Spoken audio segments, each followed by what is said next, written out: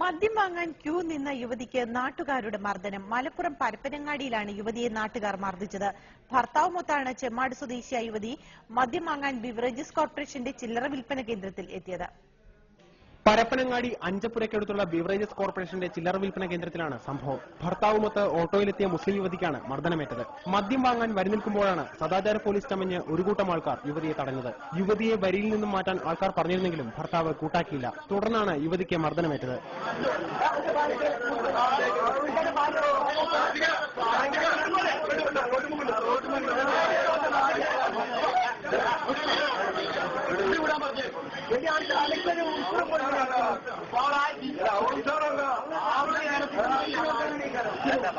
നാട്ടുകാർ യുവതിയുടെ മുഖത്തടിക്കുകയായിരുന്നു. ക്യൂവിൽ നിന്നും വലിച്ചിറക്കി യുവതിയെയും ഭർത്താവിനെയും റോഡിലൂടെ നടത്തിക്കാനും ശ്രമമുണ്ടായി. ഇതിനിടയിൽ പോലീസ് എത്തി ഇരുവരെയും ഓട്ടോയിൽ കയറ്റിവിടാൻ ശ്രമിച്ചു.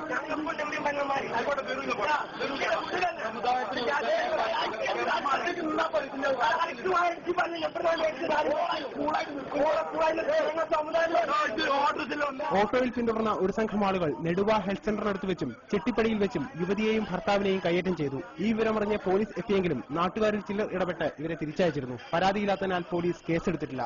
റിപ്പോർട്ടർ, മലപ്പുറം.